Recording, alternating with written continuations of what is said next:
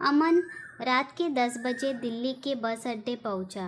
रामपुर जाने वाली बस का पता किया तो पता लगा बस 10:30 बजे निकलेगी और रात करीब 2 बजे रामपुर पहुंच जाएगी। अमन एक सरकारी ऑफिस में काम करता था। उसे कुछ ज़रूरी काम से रामपुर में पंचायत ऑफिस जाना था। वह बस में बैठ गया। बस अभी खाली थी, 2-4 सवारियां ही बैठी थी। 10:30 बजे बस निकल गई। कंडक्टर से टिकट लेते समय अमन ने पूछा, भाई जी रात को बस स्टैंड गांव के लिए कोई सवारी मिल जाएगी? कंडक्टर, मेरी बात मानो तो रामपुर मत उतरो, आगे शहर में उतर जाना, वहाँ से 20 मील है, वहाँ किसी होटल में रुककर सुबह रामपुर आ जाना। अमर को कंडक्टर की बात समझ नहीं आई। वह बोला, नहीं भाई, मुझे तो रामपुर ही जाना है, काम ख़त्म करके कल ही वापस लौटना है। बस चल रही थी, काफ़ी सवारियां बैठी थी। रात करीब 2:30 बजे बस रामपुर बस स्टैंड पर पहुंच गई। अमन बस से उतर रहा था, तभी उसे कुछ सवारियों ने मना किया, लेकिन अमन नहीं माना। वह बस स्टैंड पर उतर गया। बस स्टैंड बिल्कुल खाली पड़ा था। वह अंदर गया तो टिकट काउंटर पर भी कोई नहीं था। अमन वहीं पास पड़ी एक बेंच पर बैठ गया। लगता है यहाँ कोई नहीं है, रात यही टिकट काउंटर में बीत लेता हूँ, सुबह होते ही गांव चला जाऊँगा। वह टिकट काउंटर के गेट पर पहुँचता है, लेकिन वहाँ ताला लगा हुआ था। अमन हार कर उसी बेंच पर आकर बैठ जाता है। कुछ दूर पर एक चाय की दुकान थी, वहाँ वह पहुँच जाता है। वहाँ भी कोई नहीं था। दुकान के अंदर एक बेंच पड़ी थी। अमन अपना बैग सिर के नीचे लगाकर वहीं लेट जाता है। कुछ देर में उसे किसी के चलने की आहट सुनाई देती है। वह दुकान से निकलकर बाहर देखता है तो एक आदमी कंबल ओढ़े, शायद हाथ में बीड़ी लिए गांव की ओर जा रहा था। अरे भैया रुको, क्या तुम गांव में जा रहे हो? वह आदमी नहीं रुका और सीधा चला जा रहा था। अमन भागकर उसके पास गया। उसने देखा एक बूढ़ा आदमी जिसका रंग एकदम काला था। अमन को देखकर वह रुक गया और बोला, क्या है, मेरा रास्ता क्यों रोका? भाई मुझे भी साथ ले चलो, गांव तक जाना है। इस समय जाना ठीक नहीं, यही सो जाओ, सुबह गांव चले जाना। अमन ने कहा, लेकिन तुम भी तो जा रहे हो, मैं तुम्हारे साथ चलता हूँ। उस आदमी ने कहा, ठीक है, तुम्हारी मर्जी, लेकिन बाद में मत कहना बताया नहीं था। तुम शहरी लोग किसी बात मानते कहाँ हो। चलो, दोनों खेतों के रास्ते से होकर गांव की ओर चलते हैं। आदमी ने कहा, भूत प्रेत में विश्वास रखते हो? अमन ने कहा, नहीं, भूत प्रेत कुछ नहीं होते हैं। आदमी ने कहा, बीड़ी पीते हो? अमन ने कहा, नहीं। फिर आदमी ने वापस कहा, मैं बीड़ी जलाकर देता हूँ, इसे हाथ में पकड़कर चलो, वरना ये खेत भी पार नहीं कर पाओगे। हाथ में आग रहेगी तो सही रहेगा। अमन को बड़ा अजीब सा लग रहा था, लेकिन उसने उस आदमी की बात मानने में भी भलाई समझी और जलती हुई बीड़ी अपने हाथ में ले ली। फिर आदमी ने कहा, पीछे से कोई आवाज़ दे तो पलटकर मत देखना, चाहे कोई भी हो। अमन ने आदमी के पीछे पीछे चल रहा था, तभी उसे किसी बच्ची के रोने की आवाज़ सुनाई दी। अमन ने कहा, भाई लगता है कोई बच्ची मुसीबत में है। आदमी ने कहा, तुम मुझे भी मरवाओगे, ये सब छलावा है, तुम चुपचाप मेरे पीछे चलो, पीछे मत देखना। कुछ दूर आगे जाने पर एक कुआं दिखाई दिया। फिर अमन ने कहा, भाई जी यहाँ पानी पी सकते हैं, बहुत प्यास लगी है। फिर उस आदमी ने कहा, नहीं, रात के समय यहाँ रुकना ठीक नहीं, अगर रुक गए तो गांव वालों को सुबह हमारी लाश ही मिलेगी, चुपचाप चलते रहो। अमन चुपचाप उस आदमी के पीछे चलने लगा। अचानक अमन को लगा जैसे उसके पैर किसी ने जकड़ लिए। उसके पैर उठ नहीं रहे थे। वह बड़ी मुश्किल से आगे बढ़ रहा था।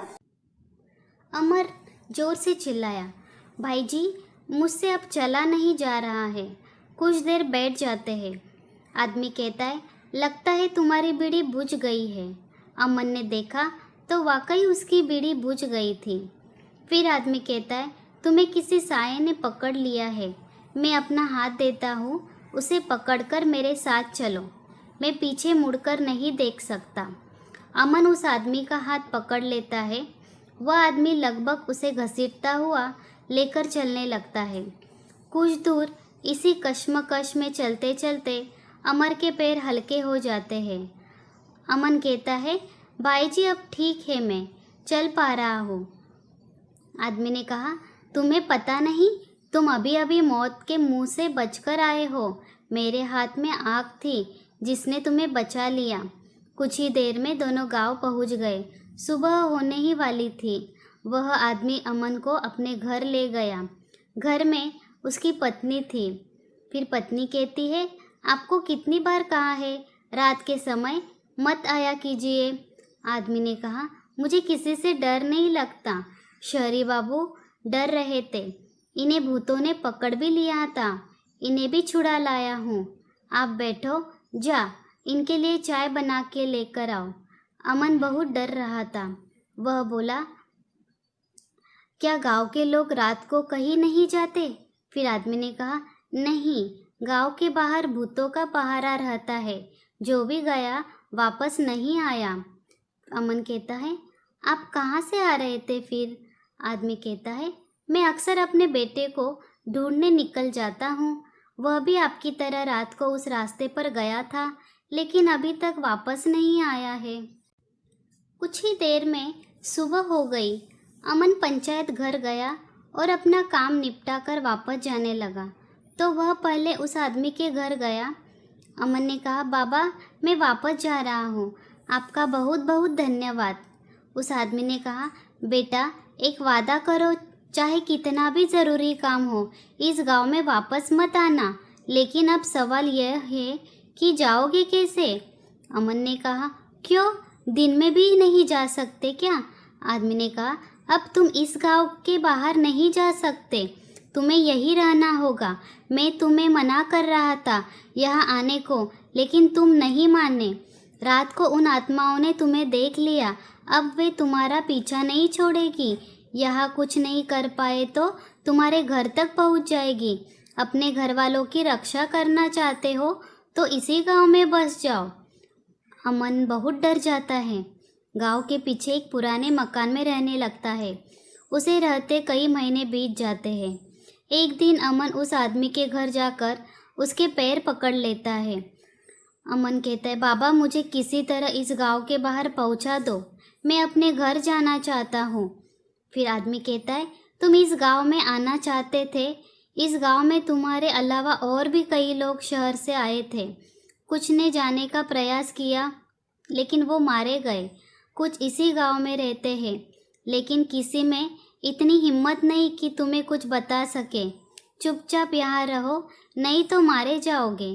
गांव के लोग यहाँ बाहर से आने वाले का पूरा ध्यान रखते हैं। खाना पीना, रहने के लिए जगह, सब कुछ मिलेगा तुम्हें। इधर अमन के घर पर उसकी पत्नी और एक बेटी थी। वे अमन को ढूंढने के लिए कभी पुलिस चौकी जाती, कभी उसके ऑफिस, लेकिन अमन का कोई पता नहीं लगता। कुछ दिन से सरकार ने उसे मृत घोषित कर दिया और उसकी पत्नी को पेंशन देने शुरू कर दिया। इसी तरह 7 साल बीत गए। एक दिन गांव वाले बाहर नाच गा रहे थे, तभी अमन बाहर निकला। गांव वालों ने उसे अपनी खुशी का कारण बताया। आदमी ने कहा, बेटा आज से 12 साल पहले हमारे गांव में एक तांत्रिक आया था। उसे गांव वालों ने मार मार कर भगा दिया। तभी से उसने आत्माओं को बुलाकर इस गांव को बांध दिया था। कोई भी गांव से बाहर नहीं जा सकता। अब गांव में एक साधु बाबा आए हैं। कल वे पूजा करेंगे, जिससे यह गांव बंधन से खुल जाएगा और सभी आत्माओं की मुक्ति मिल जाएगी। तुम भी अपने घर जा सकते हो। अगले दिन पूरे गांव को सजाया गया। साधु और उनके शिष्यों ने गांव के बीच में हवन किया। हवन के समय कई आत्माओं की आवाज़ें गांव वालों ने सुनी। हवन समाप्त होते होते सब शांत हो गया। गांव अब श्राप मुक्त हो चुका था। अमन भी साधु बाबा और अन्य लोगों के साथ गांव से बाहर आ गया। वहां से बस लेकर वह अपने घर पहुंच गया। घर पहुंचकर अपने चैन की सांस ली। दोस्तों, अगर तुम्हें ये कहानी पसंद आई हो तो चैनल को लाइक, शेयर एंड सब्सक्राइब ज़रूर कीजिएगा। मिलते हैं नए वीडियो में। तब तक के लिए धन्यवाद।